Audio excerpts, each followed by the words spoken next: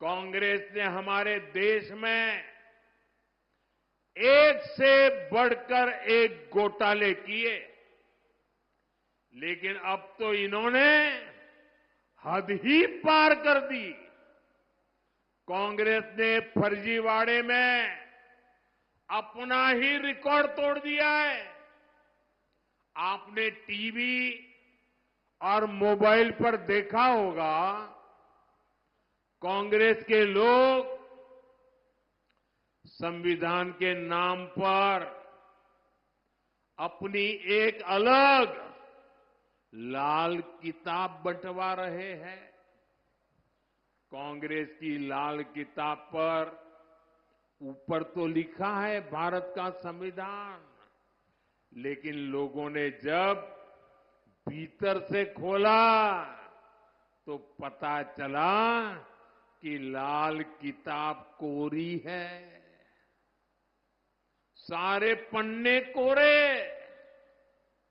उसमें बाबा साहब के संविधान का एक शब्द भी नहीं लिखा है। ये उनकी बाबा साहब के प्रति जो नफरत है ना, उसका ये नमूना है। और देख, पूरा देश ये देख करके हैरान है कि चुनाव में इतना झूठा करने की इनकी हिम्मत।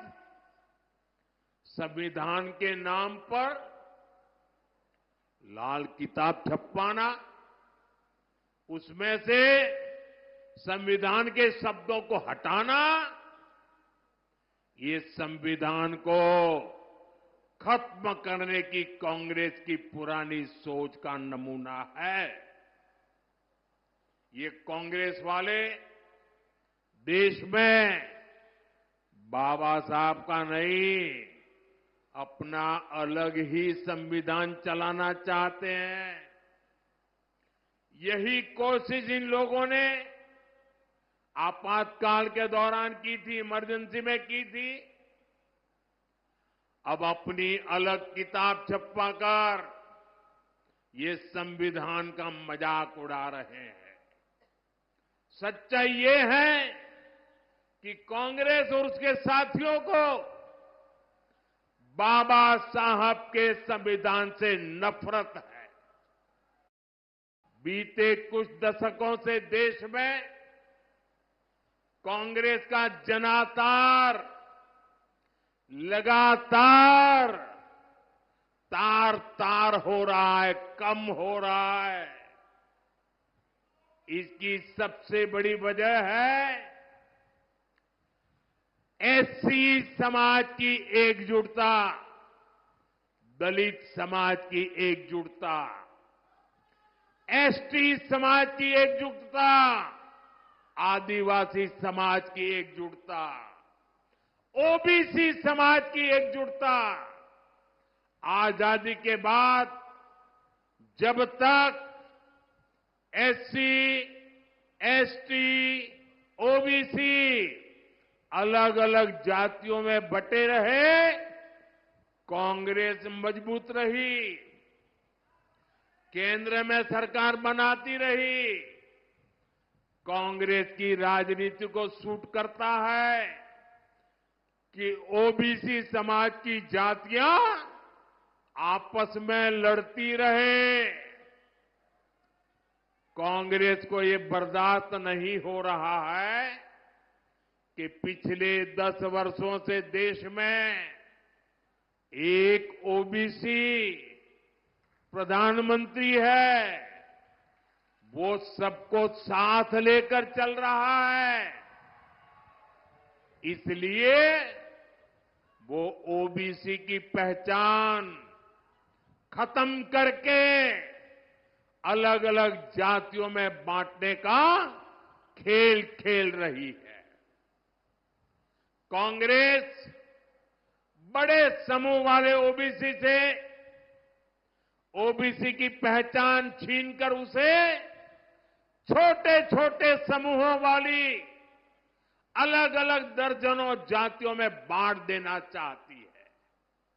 इसलिए यहां नांदेड़ में कांग्रेस माली को वाणी से लड़ाना चाहती है, तांबोली को कुंभार से लड़ाना चाहती है, कांग्रेस सुतार को सुनार से लड़ाना चाहती है, कांग्रेस निहाली को निराली से लड़ाना चाहती है, कासार को मणेरी से लड़ाना चाहती है, तेली को पांचाल से भिड़ाना चाहती है। कांग्रेस ओबीसी को छोटे छोटे समूहों में तोड़कर आपस में लड़ा करके आपसे बड़े समूह वाली आपकी जो पहचान बनी है, आपकी जो एक ताकत खड़ी हुई है, उसे बर्बाद करना चाहती है, छीनना चाहती है, तोड़ना चाहती है। आप याद रखिए, जब आप अलग अलग जाति में बटेंगे तो आपकी संख्या कम होगी, फिर कांग्रेस वाले आपका आरक्षण आपसे छीनेंगे। यही कोशिश नेहरू जी से लेकर राजीव गांधी तक सबने की थी। अब वही काम, वही चालबाजी करके कांग्रेस के शहजादे देश की जनता की आंख में धूल झोंक रहे हैं।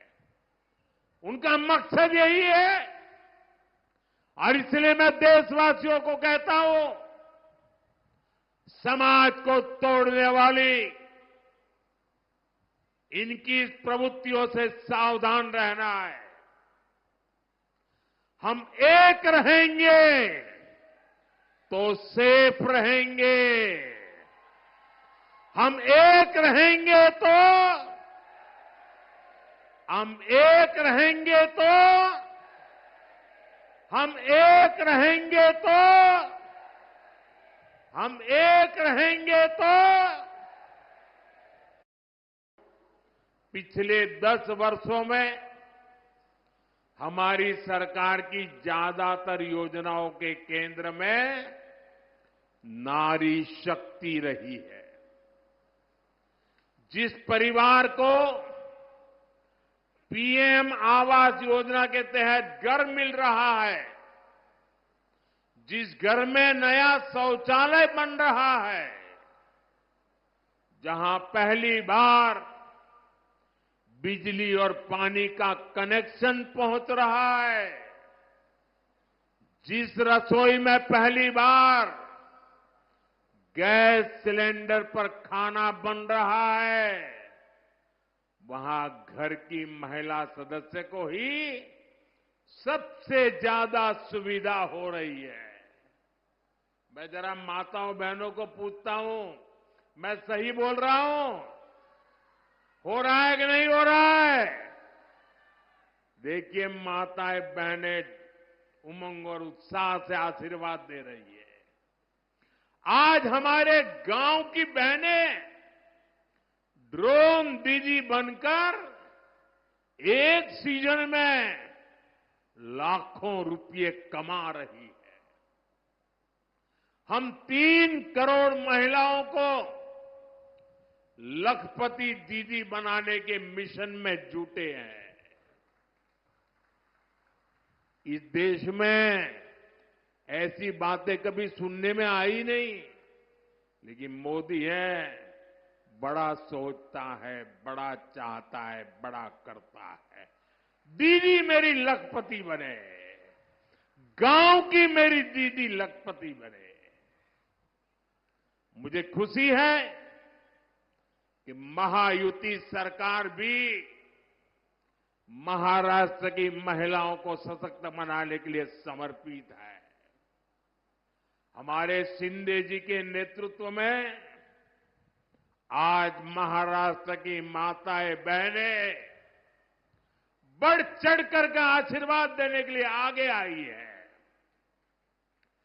माझी लाड़की बहन योजना को यहां की महिलाओं ने जिस तरह अपनाया है वो अभूतपूर्व है।